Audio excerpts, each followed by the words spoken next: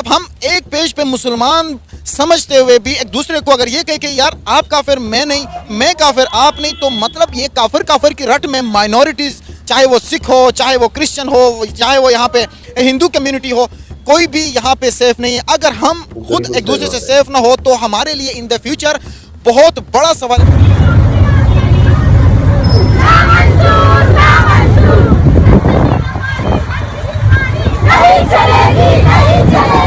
तो इसके मतलब है वो इंडिया वाले बहुत तरक्की कर रहे हैं, पाकिस्तान डाउन जा रहा है, मतलब पाकिस्तान में कोई कुछ नहीं कर रहा। प्रीवियस 10 ईयर में बहुत तरक्की की है, बहुत तरक्की की है। उनका जो करंट प्राइम मिनिस्टर है, हम उसको हम नफरत करते हैं इंडिया से, हम इंडिया के प्राइम मिनिस्टर से भी नफरत करते हैं, लेकिन अगर आप उसकी पर्सनैलिटी देखें, वो कितना डोमिनेट कर रहे हैं इस टाइम पूरे वर्ल्ड वाइड, कि वो अपने मुल्क के साथ इतना पेट्रियोटिक है कि वो अपने मुल्क के बारे में कोई गलत चीज़ ना अफोर्ड कर रहा है ना बर्दाश्त कर रहा है। वो चाहता ही नहीं, वो कहता है कि इंडिया, और वो मेड इन इंडिया का ख्वाब लेके ऊपर आया है और वो इंडिया को ऊपर लेके जा रहा है। कुछ भी नहीं कहेंगे, हमारे भी ऐसे कर रहे हैं, हालात बहुत खराब है हमारे, तो देखो जूता भी नहीं आ पाऊँ पे, तो हाय रब्बा, जा रहा हूँ फिर भी नहीं आ रहा।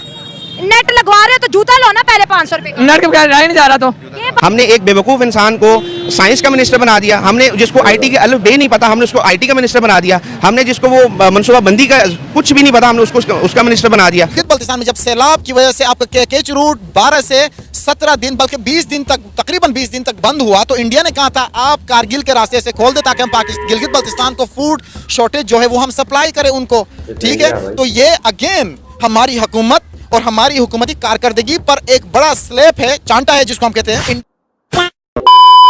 राम राम जी। तो वही खबर ये आई है, बलूचिस्तान में हजारों महिलाएं हैं जो सड़कों पर निकल चुकी हैं, उनके साथ जो वहां पर यानी कि जाती औरतें खुल्लम खुल्ला भाई वहां पर उठाए जा रहे थे, लड़कियां महिलाओं को उठा लिया जाता था पाकिस्तान के द्वारा, तो वहां पर वो प्रोटेस्ट के लिए निकली हैं। दूसरी ओर भाई भारत ने 6G लॉन्च किया है और पाकिस्तानियों ने आज भाई 4G से ऊपर तो आई नहीं है। तो पाकिस्तानियों को देखिए क्या रहा यार, आप लोग क्या रिकमेंडेशन रखे, जय जवाहर लिखना ना बोले। वीडियो शुरू करते हैं।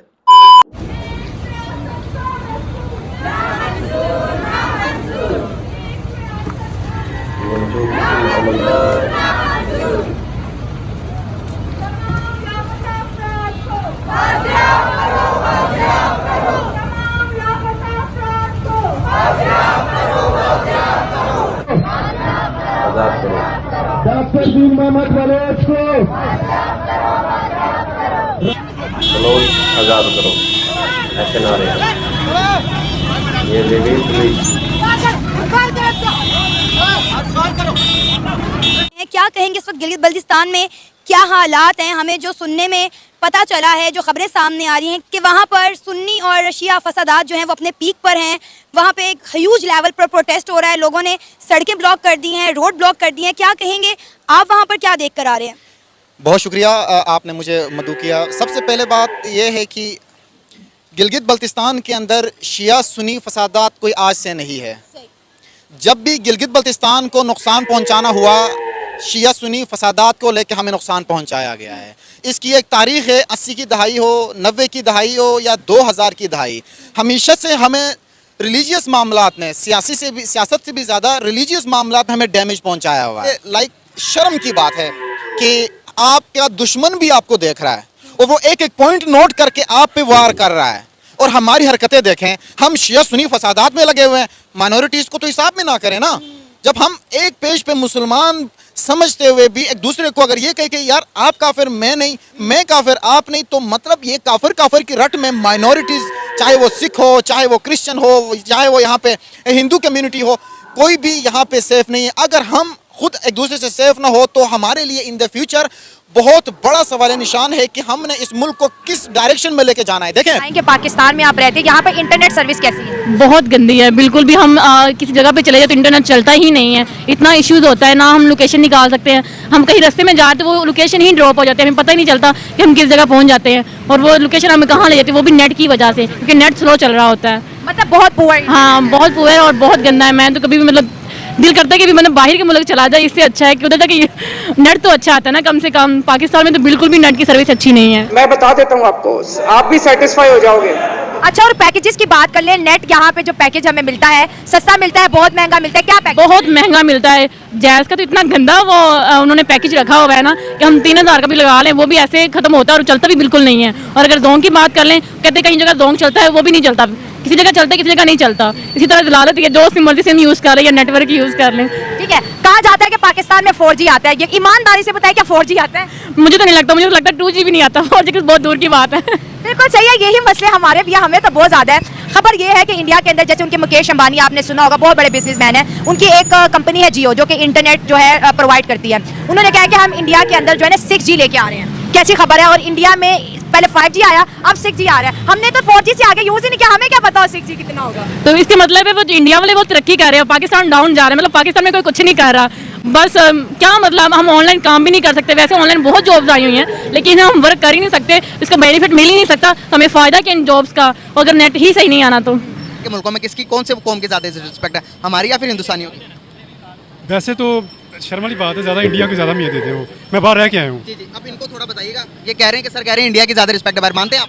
जी ऐसे ही है, बिल्कुल। मैं अब बाहर रह के आया हूँ। अच्छा, कौन सी कंट्री में रह के आए? मैं तो साइप्रस में रह के हूँ, तुर्की का शहर है, कब्रस है। अच्छा, हाँ, तुर्की में रह के हूँ। उसके अलावा मैं मास्को में रह के आया हूँ, कितने टाइम पहले? तकरीबन 15-20 साल पहले। अच्छा, तो वहाँ पर इंडियन से ज़्यादा 15-20 साल पहले भी इंडियन की रिस्पेक्ट? बिल्कुल ज़्यादा, क्योंकि असल में ये चीज़ है, जो मुसलमानों की चीज़ें होनी चाहिए वो तो अंग्रेज़ों ने बनाई हुई है, दूसरे मुल्कों ने बनाई है। मतलब ईमानदार वो हमसे ज़्यादा है? बिल्कुल हकीकत है। किस चीज़ के मुसलमान है? सिर्फ नाम की है, वहाँ पे वो ये चीज़ नहीं है। मैं जिस वक्त नवाशी के दौर में 8वीं धमाके होते समय बाहर था, तो उस वक्त पाकिस्तान का किसी को पता चला कि पाकिस्तान को मुल्क है। अब तो अल्लाह का शुक्र है कि आपको पता चल गया, लोगों को पहले नहीं लोगों को इतना पता होता था। सर आपको पता है हमारा पड़ोसी चांद पर भी पहुँच गया।